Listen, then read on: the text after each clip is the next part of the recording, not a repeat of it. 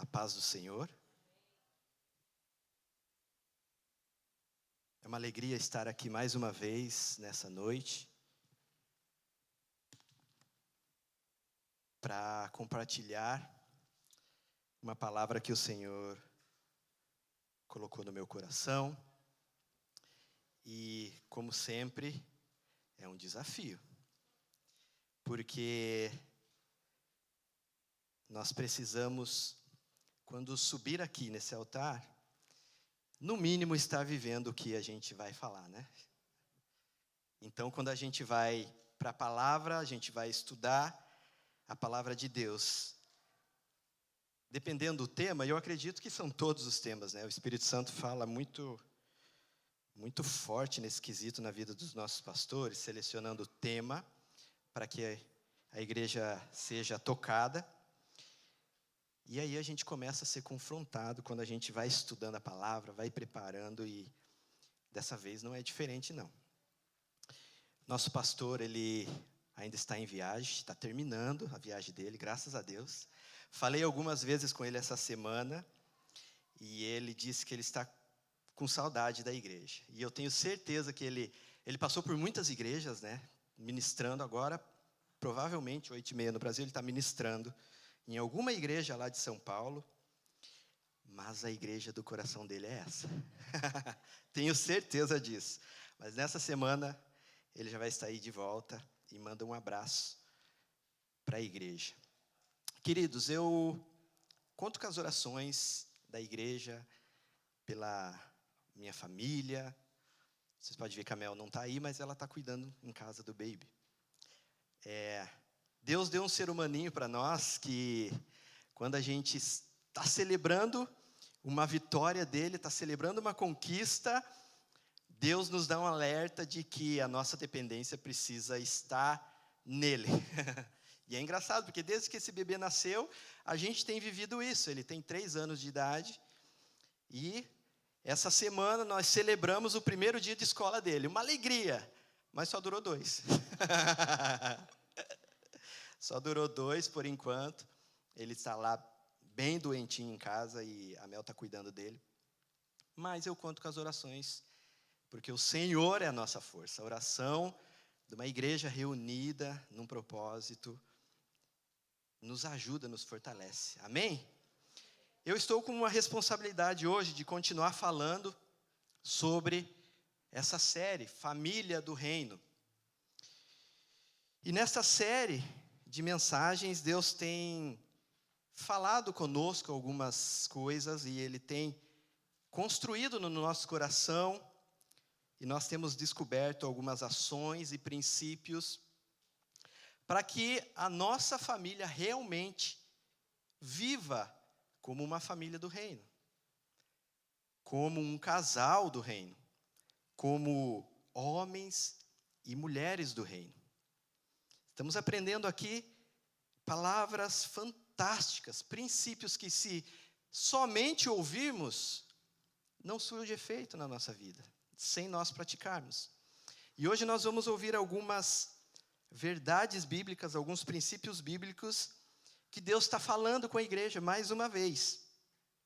E ontem, como o Tainatan bem falou, nós estamos com o coração cheio de alegria, porque finalizamos um curso de homens. Temos aí uma 3ª classe de homens formadas, homens do reino, para a honra e glória do Senhor. Amém? É isso, queridos. Vale, aplauda ao Senhor. Porque é um desafio, queridos. Nós, na América, homens trabalhadores, cheios de vigor, dando seu suor no trabalho, e às vezes a pressão do dia a dia é tão grande que a gente não consegue abrir espaço na agenda para ouvir a voz do Senhor. Está muito errado isso, queridos. E Deus tem quebrantado alguns homens aí. Deus tem dado estratégias para que alguns corações sejam alcançados.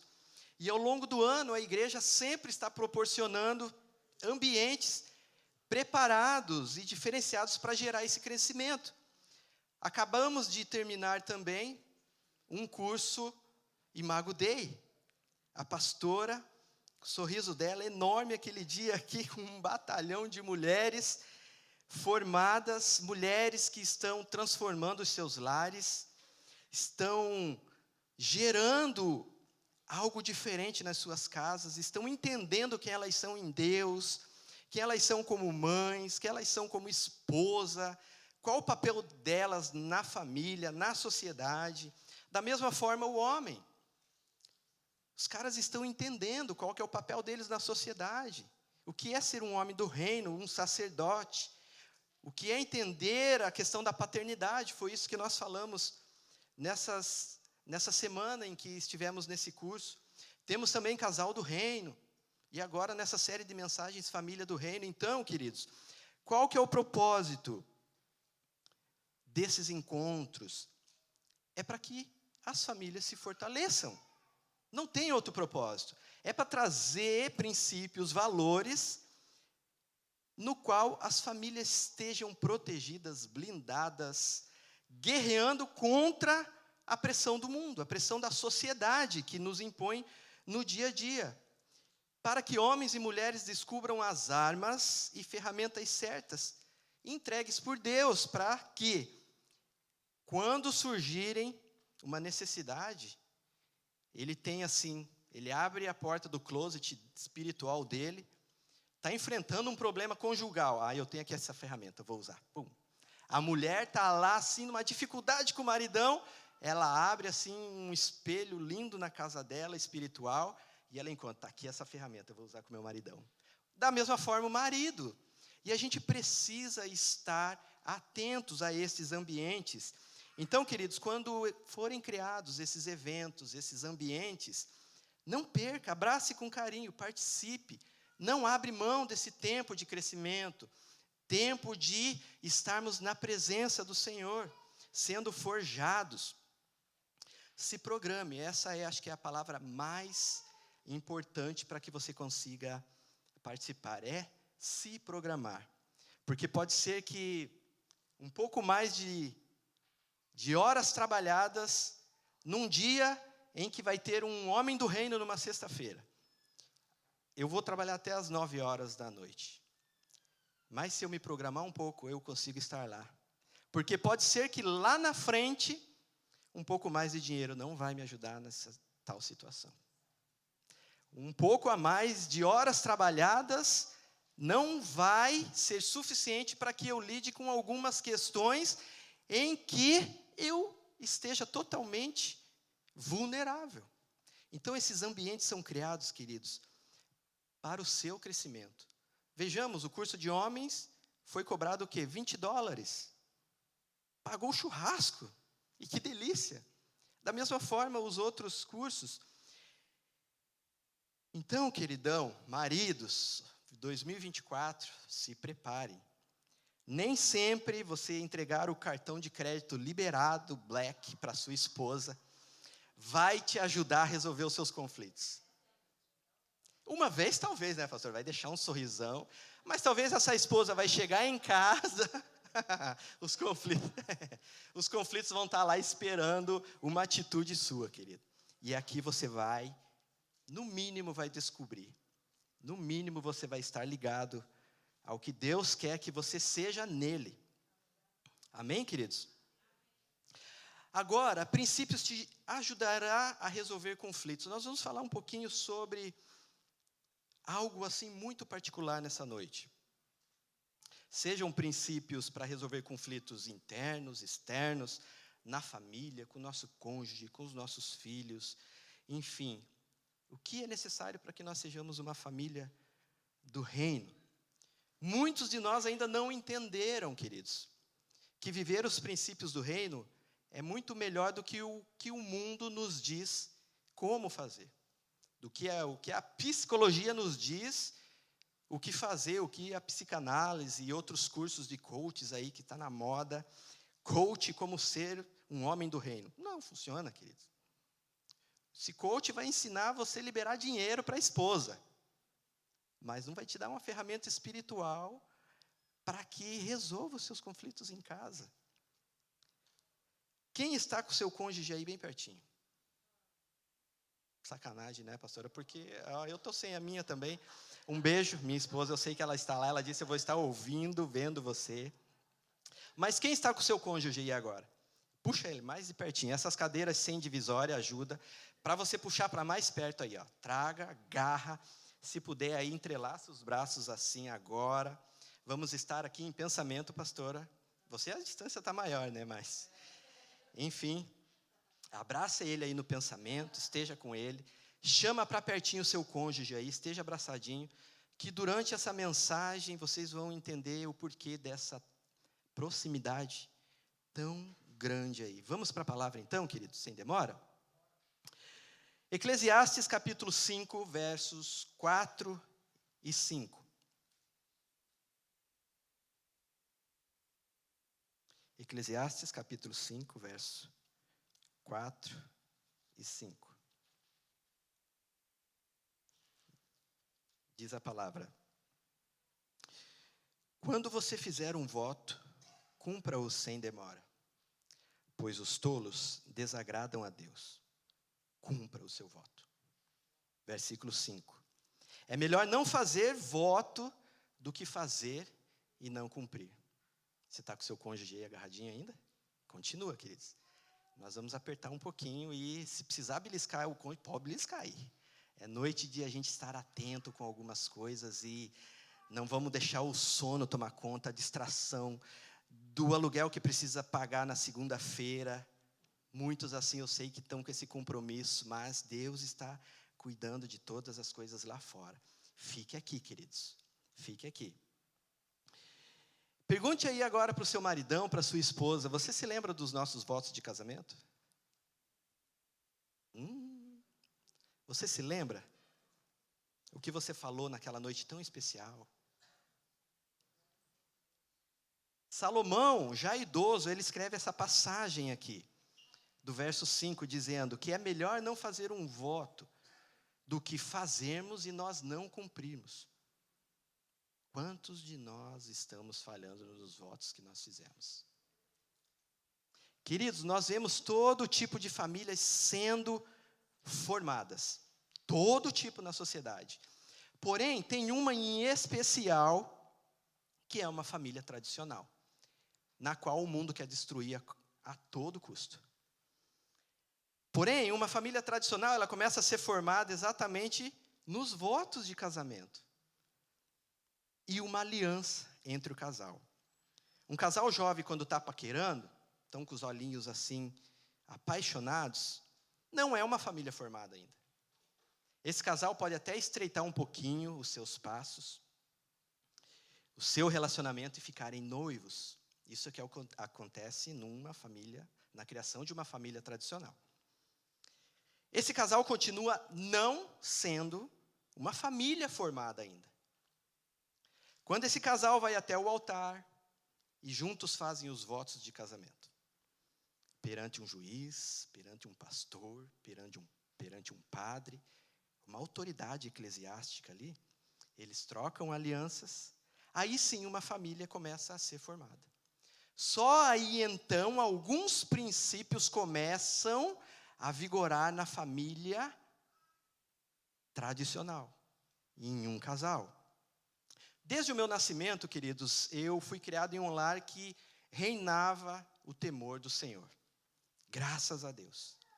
Meus pais, nesse ano, comemoraram os seus 50 anos de casados. E contando.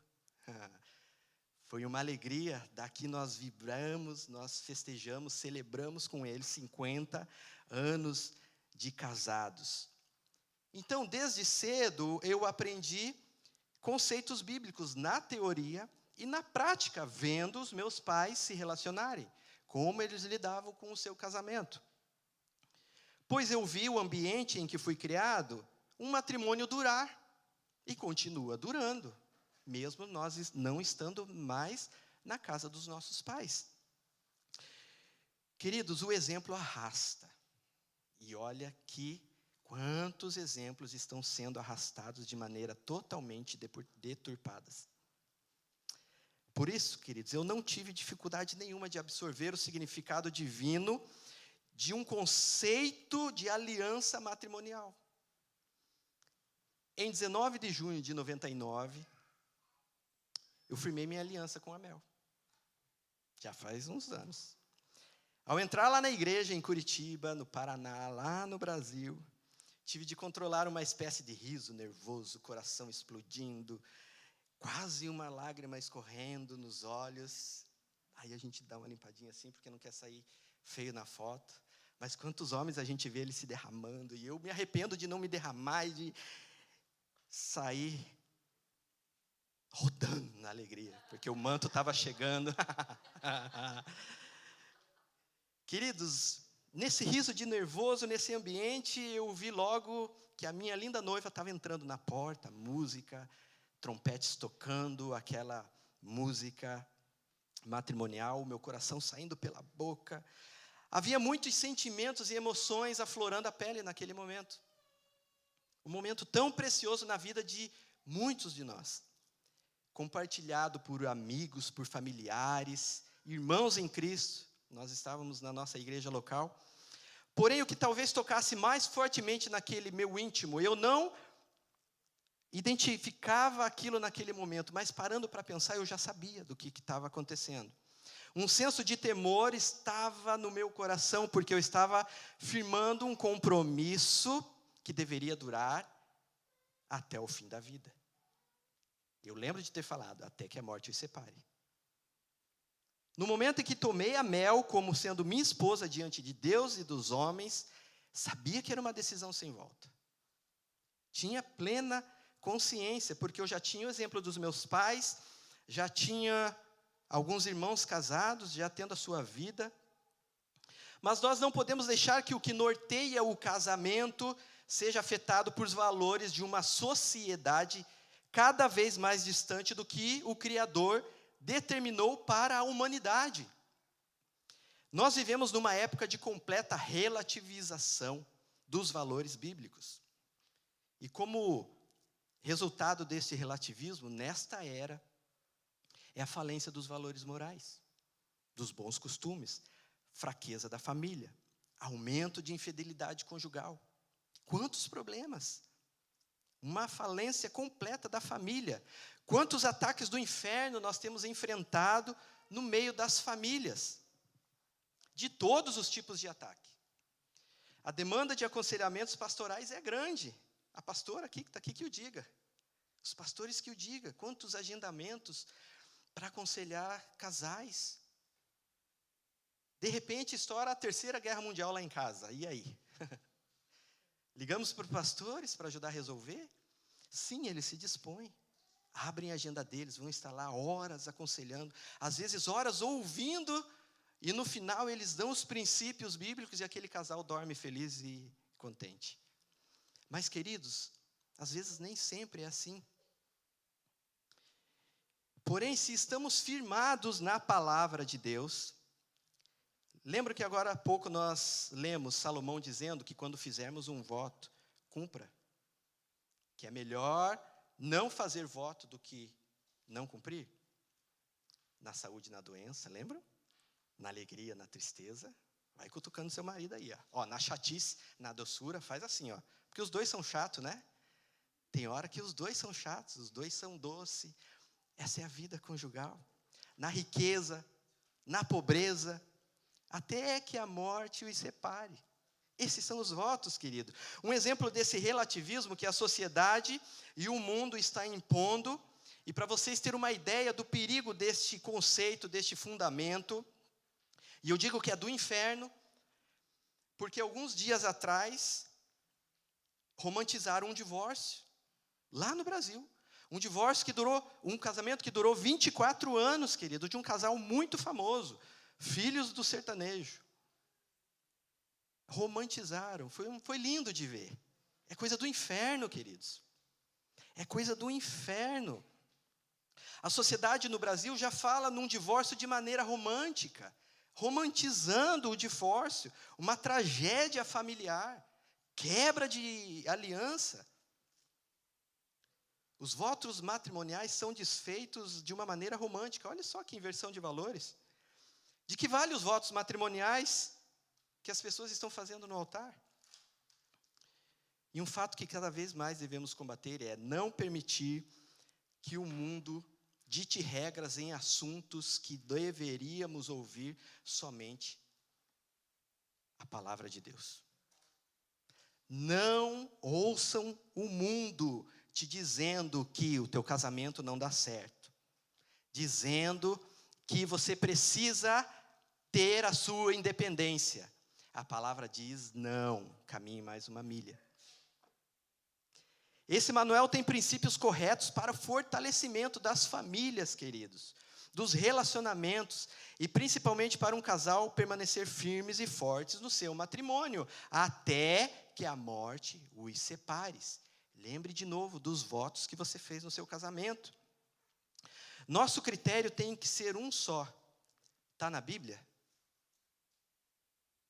Meu problema está na Bíblia, então eu vou resolver com a Bíblia. Não está na Bíblia? Não resolva. Resolva com princípios, queridos. Precisamos resgatar valores bíblicos. Precisamos resgatar princípios do reino. Não apenas para tentar trazer restauração do casamento de muitos nesta geração, mas para que nós evitemos desastres conjugais nas gerações que estão vindo, nas gerações que estão lá na salinha agora, que não sabem nem o que está acontecendo, estão brincando. E às vezes volta para casa e está uma guerra lá em casa.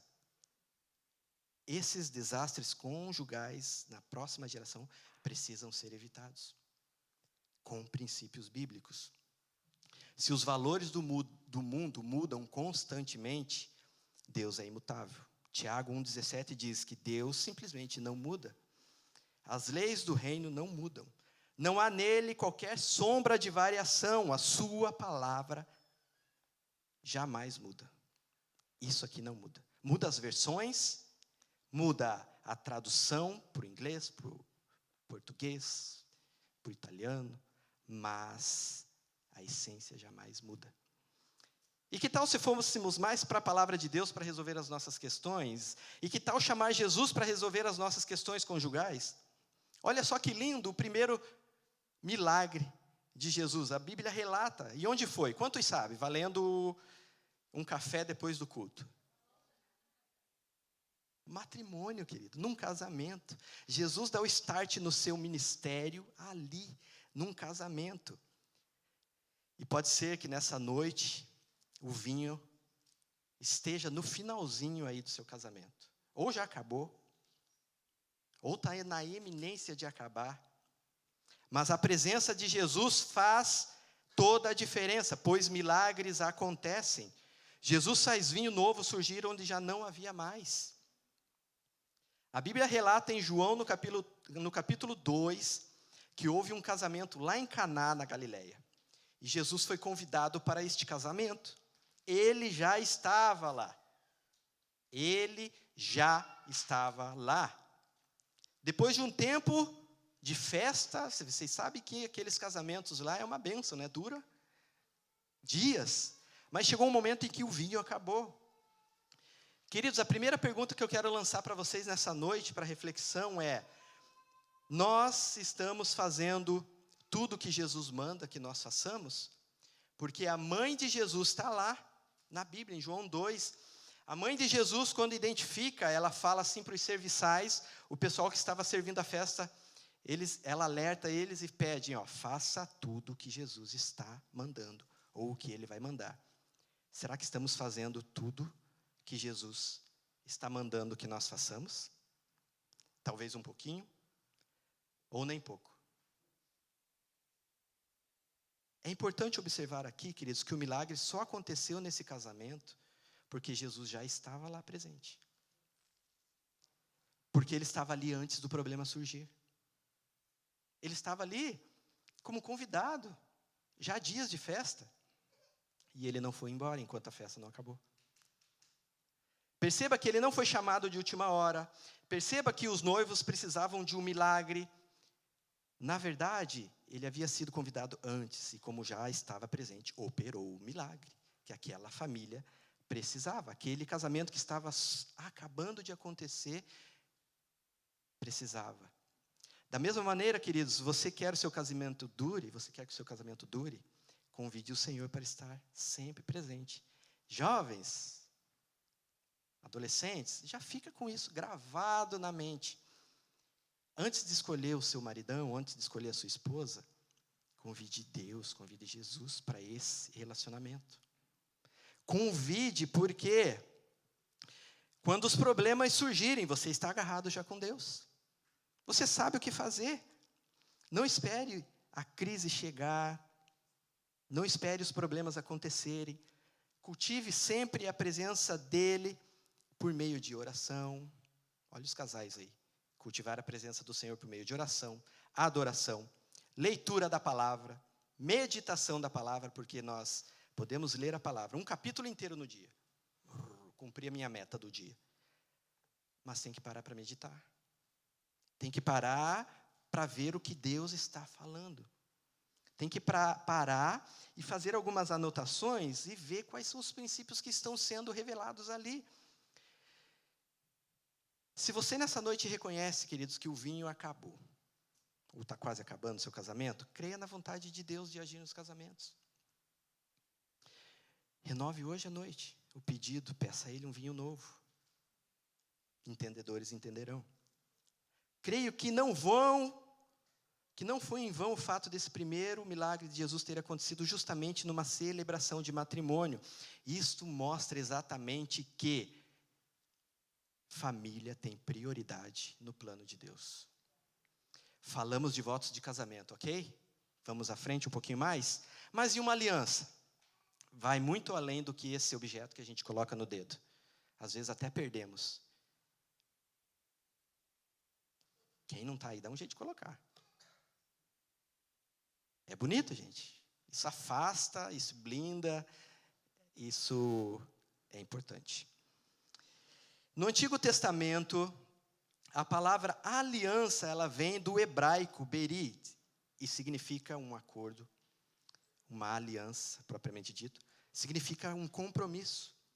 A sua raiz no hebraico, essa palavra transmite a ideia de firmar um pacto de sangue. Olha a profundidade disso. E, num curso de casais mais fechadinho ali, pode ser dito muito mais coisas desse pacto de sangue, que é profundo, queridos. É extremamente libertador. Quando você prometeu amar seu cônjuge em toda e qualquer situação, lá nos votos que você fez, sendo fiel até que a morte o separe, você fez um juramento que determinou, não só temos uma aliança, amar e ser fiel, mas também temos condições, em todo tempo e situação, até a morte. Os votos matrimoniais e uma aliança são importantíssimos e devem ser lembrados regularmente. Porém, quais são os efeitos de uma aliança? Gênesis capítulo 2, verso 24.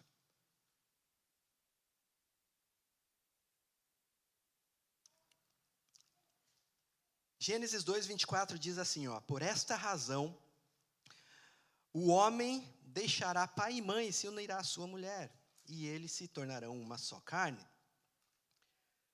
Mateus capítulo 19, versos 4 a 6. Jesus está dizendo, vocês não leram que no princípio o Criador os fez homem e mulher, e disse, por esta razão, o homem deixará pai e mãe e se unirá à sua mulher, e os dois se tornarão uma só carne. Assim eles já não são dois, mas sim uma só carne. Portanto, o que Deus uniu, não separe o homem, ninguém separe. Vamos para Efésios. O apóstolo Paulo diz, por esta razão, o homem deixará pai e mãe e se unirá à sua mulher, e os dois se tornarão uma só carne. Olha quanta ênfase. Nesses 3 textos bíblicos tem a mesma essência, uma poderosa força de ligação. A aliança matrimonial traz essa poderosa força de ligação, e um dos seus efeitos é o de uma mistura de vida, o de tornar o casal uma só carne. A afirmação foi feita lá por Deus em Gênesis. Posteriormente, Jesus afirmou. E depois o apóstolo Paulo vem e lembra a igreja daquilo que Deus falou. Então o homem deixa seu lar. seu lugar de criação. Seus mais intensos relacionamentos para se unir ao marido.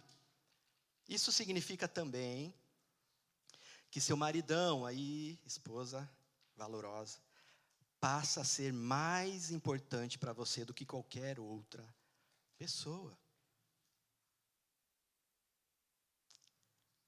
Por outro lado, a mulher deixa seu lar, seu lugar de criação, rompe esses laços familiares, seus mais intensos relacionamentos para se unir ao seu marido. Isso significa também que o seu maridão, linda esposa, passa a ser mais importante do que qualquer outra pessoa no relacionamento. Pois após o casamento passa a haver uma dimensão de união com seu cônjuge maior do que aquela que homem e mulher provou com seus próprios pais. É muito mais profundo. E a maneira como você trata o seu marido, querida esposa, revela o valor dele para você. A maneira como você trata a sua esposa, maridão, revela qual o valor dela para você. Isso é profundo. Thomas Adams, em um dos seus livros, diz algo fantástico. Ele diz assim: como pela criação Deus de um, ele fez dois. Lembram lá no jardim do Éden? De Adão, ele fez Eva, de um ele fez dois. Agora no casamento, ele faz de dois se tornarem uma só carne. Isso é maravilhoso, queridos. O princípio de uma só carne significa, aperta aí, morte à vida egoísta e independente. Ninguém deve se casar para ser feliz. Já foi falado aqui e a gente precisa repetir quantas vezes for necessário. É um mito acerca do casamento que tem que ser mudado na nossa mente, na mente do casal. O princípio bíblico fala de casar-se para fazer o seu cônjuge feliz. É totalmente diferente, é uma mudança de pensamento, mudança de atitude. Se cada um dos cônjuges procurar a felicidade do outro, ambos serão realizados, ambos serão felizes. Porém, se cada um tentar defender as suas próprias felicidades, seus próprios prazeres e realizações, fatalmente só haverá tristeza no seu relacionamento. Será frustrado.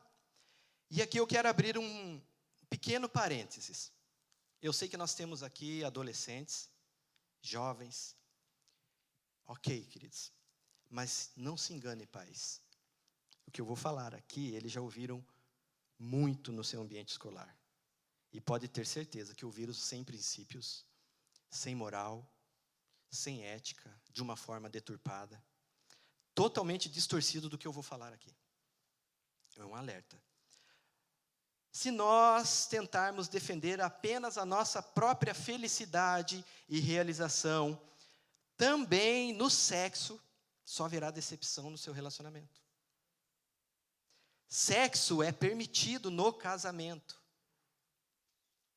Maridos, façam a sua esposa feliz. Não procurem apenas a sua felicidade.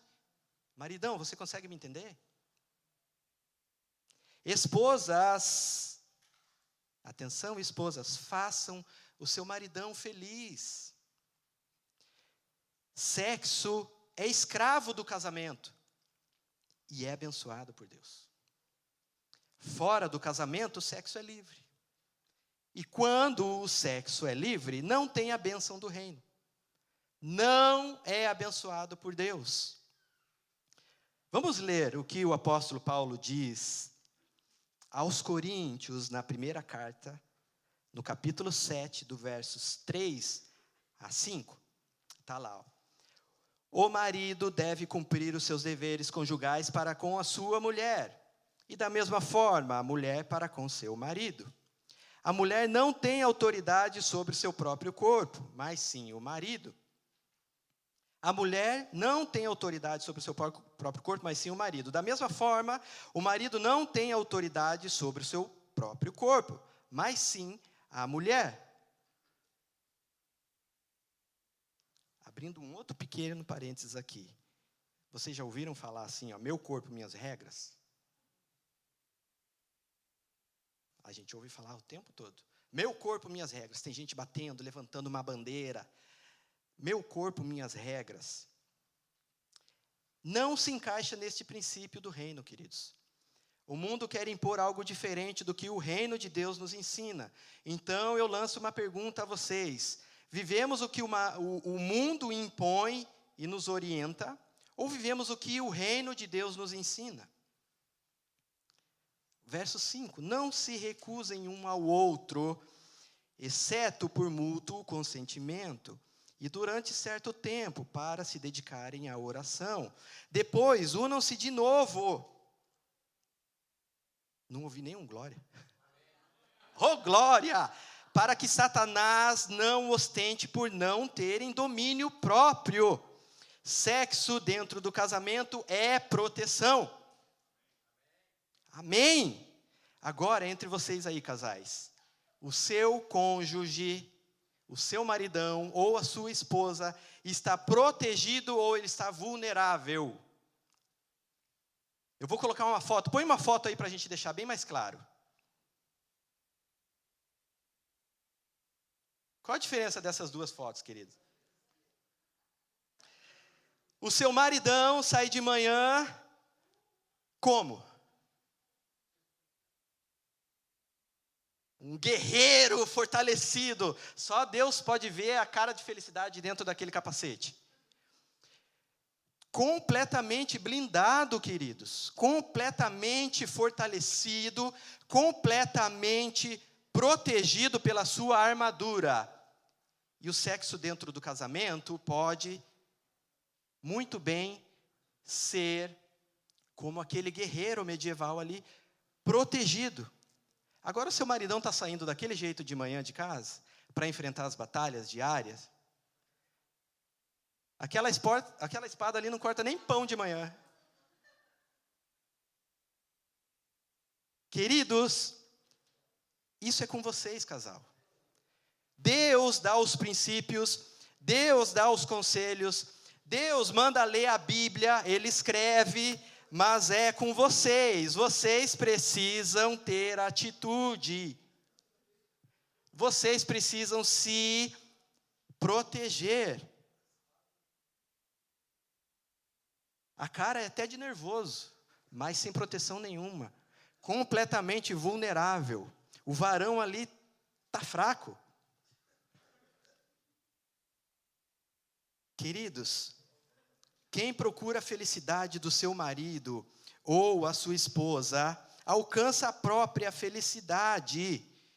Apóstolo Paulo declarou aos Efésios que quem ama a sua esposa, a si mesmo se ama. A verdade é que quem alegra seu cônjuge, está fazendo um bem a si mesmo, está se alegrando a si mesmo. Mas muitos afirmam que se tornar uma só carne implica em anular meus gostos, vontades, anular toda a identidade pessoal. Não, queridos, isso está completamente errado. Ou seja, depois do casamento, eu continuo sendo Josias e a minha esposa continua sendo Melody. Eu tenho meus gostos, minhas vontades, o jeito de andar, o jeito de falar, e ela também. Mas agora, a partir da aliança que fizemos um com o outro, nós caminhamos em uma só carne, juntos, debaixo de um propósito de Deus. Me tornar uma só carne com o meu cônjuge não implica só simplesmente eu viver de forma que agrade somente o outro. Mas é preciso cooperar para que nós dois vivamos de maneira que agrademos juntos a Deus. Assim, um estará ajudando o outro a cumprir o seu propósito aqui nessa terra. Maridão, você está ajudando sua esposa a cumprir o propósito dela?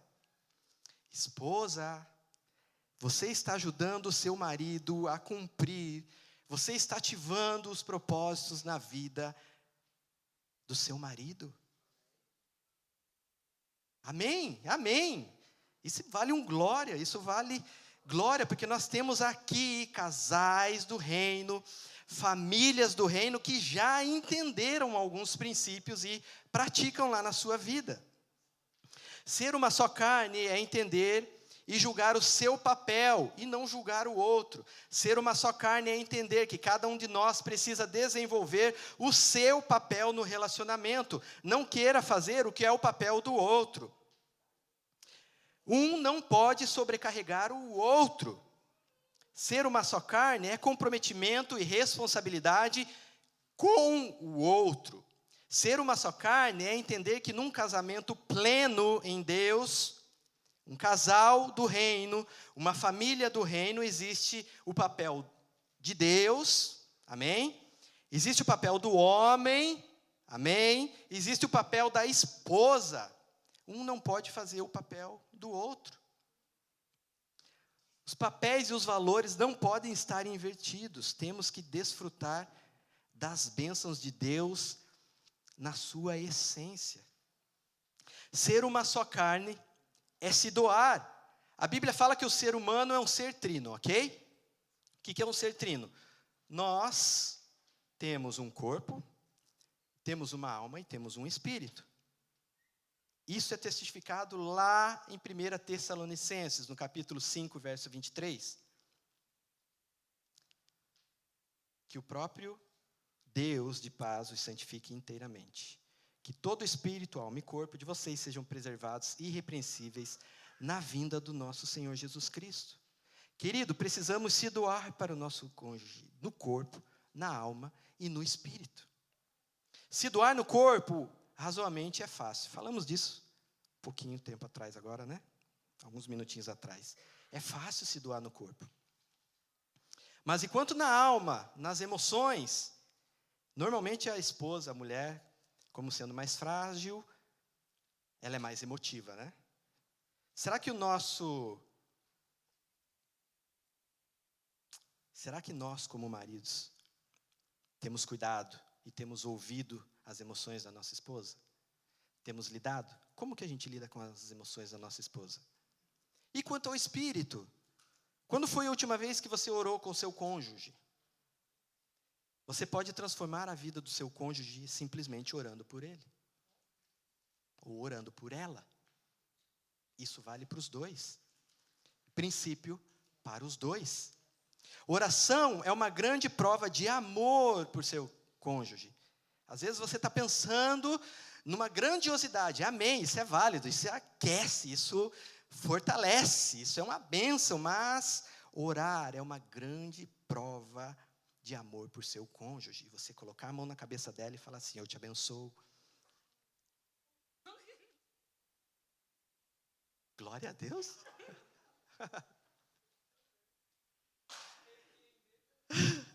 Orar sem cessar. Sim, a Bíblia nos recomenda orar sem cessar. Mas nós precisamos dar os passos para se mover também, queridos. Orar tem o seu princípio. Mas e os nossos passos? As nossas atitudes? Quais as mudanças preciso mudar? Quais as atitudes preciso tomar? O que depende de você precisa ser feito por você. E para concluir, queridos,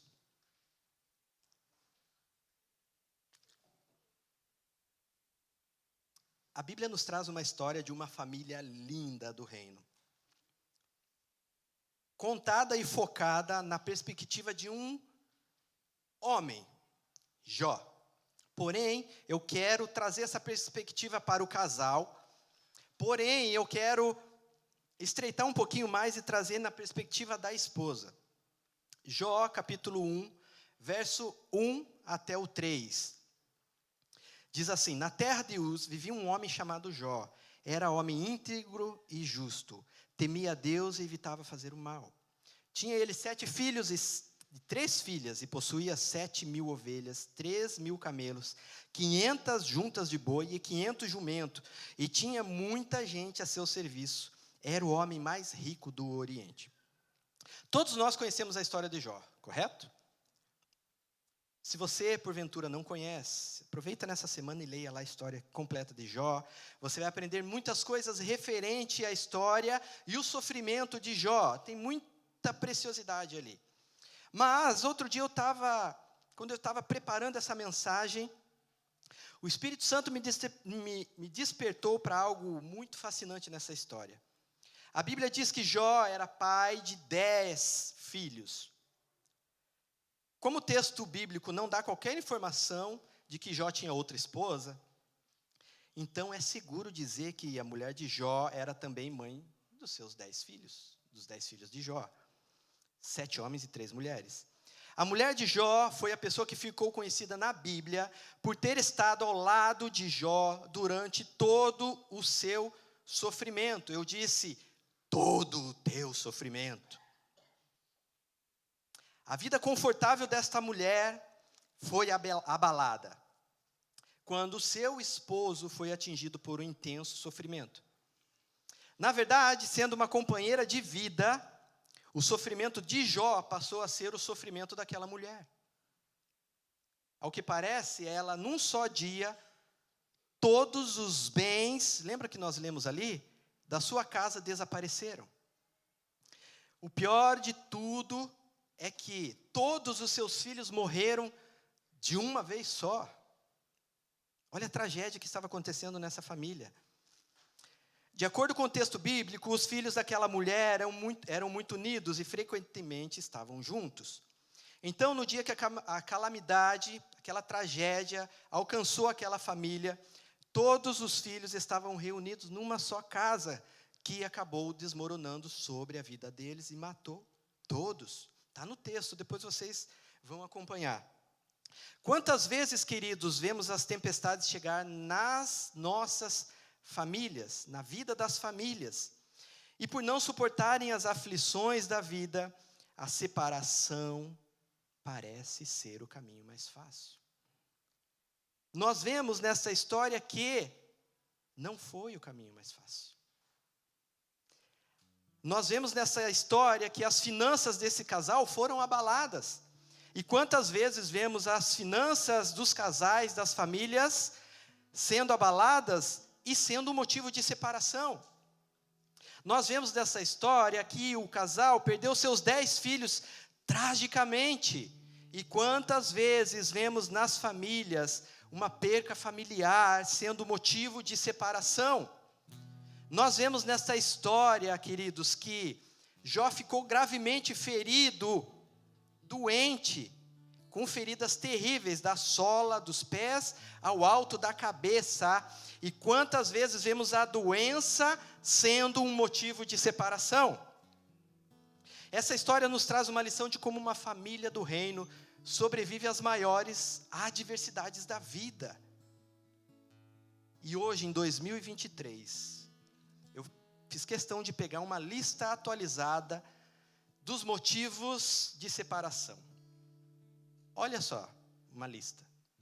Incompatibilidade de gênios. Crescer individualmente e não como casal, causa separação. Discussões e brigas, falta de respeito, interesses diferentes, não querer ter filhos, vícios e infidelidade. Uma lista atualizada 2023. A mulher de Jó, ela era um ser humano de carne e osso, assim como nós, com todos os sentimentos. Uma mulher, uma esposa, uma mãe como qualquer outra. E ela havia perdido seus 10 filhos de uma só vez. Todos os motivos, porque Deus permitiu que Satanás tocasse no marido. E ela estava absorvendo aquele sofrimento para ela. Depois de tudo isso, ela ainda estava ao lado do seu marido, que havia sido o homem mais importante do Oriente. Mas agora ele estava humilhado, pobre, no meio dos entulhos da sua vida. Então é exatamente nesse ponto que o Espírito Santo ministrou no meu coração o que é sermos uma só carne. Essa história nos mostra que em Jó, no capítulo 1, no verso 12, o Senhor disse a Satanás: pois bem, tudo que ele possui está nas suas mãos, apenas não toque nele.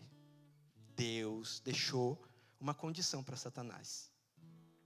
Quando Deus permitiu que Satanás tocasse em tudo da vida de Jó, a mulher de Jó, por ser uma só carne com ele, Satanás não tem permissão então de tocar na vida dela também.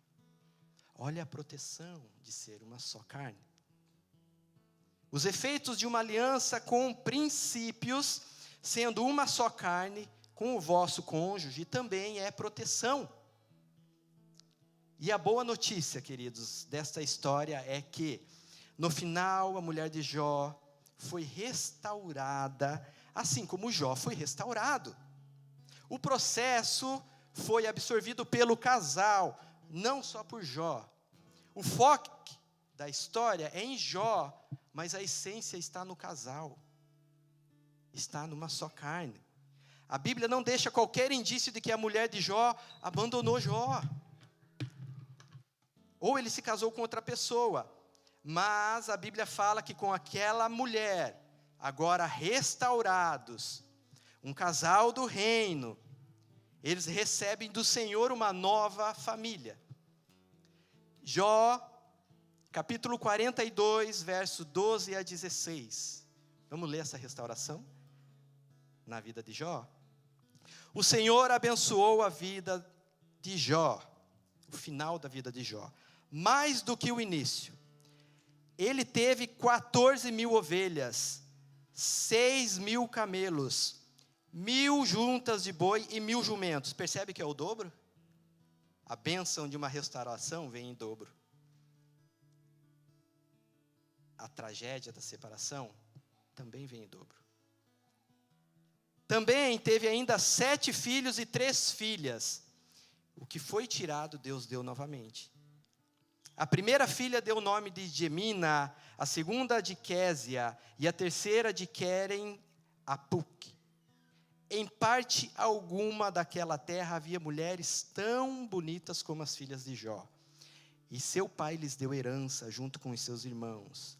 Depois disso, Jó viveu 140 anos. Olha a bênção aqui, queridos. Lembra que nós estamos cantando? Essa música de fundo que está tocando aqui? A sua bênção alcançará gerações, gerações, gerações. Porque você tem que abençoar as suas gerações. Porque o exemplo pode arrastar para a maldição. Porque o exemplo pode arrastar para a bênção. Jó viveu 140 anos, viu seus filhos e os descendentes deles até a 4ª geração. Olha que lindo isso, queridos. Olha a bênção que traz a restauração na vida de um casal. Olha a bênção que traz uma família vivendo princípios do reino. Se nessa noite, querido, você precisa de um vinho novo, como falamos, no seu casamento, Deus tem um vinho novo para o seu casamento. Se é restauração que você precisa para o seu casamento, só em Deus você vai encontrar a restauração para o seu casamento. Não adianta a psicologia, a psicanálise, os coaches te darem uma cartilha do que fazer. Não vai funcionar. Só em Deus você pode encontrar restauração para o seu casamento. Aleluia! Se é um milagre que o seu casamento está precisando, analisa se Jesus está no seu casamento. Analisa se tem valores do reino. Analisa se tem princípios do reino. E não abra mão da sua família. Não abra mão do seu casamento. Busque em Deus a sua necessidade. Busque nos princípios a necessidade e a resolução para os seus conflitos. Amém, queridos? Que o Senhor possa alcançar as famílias da Casa Church. Que o Senhor possa alcançar as famílias de Sarasota. Que o Senhor possa alcançar as famílias nossas que estão lá no Brasil. Queridos, não abra mão da sua família. Se ainda tem uma linha fina segurando o seu casamento, ela pode se tornar uma linha grossa, ela pode se tornar uma linha forte, em terceira ela pode se tornar uma corda. E a palavra diz que um cordão de 3 dobras não se rompe. Então, de uma linha, se você se apegar com Deus, você pode restaurar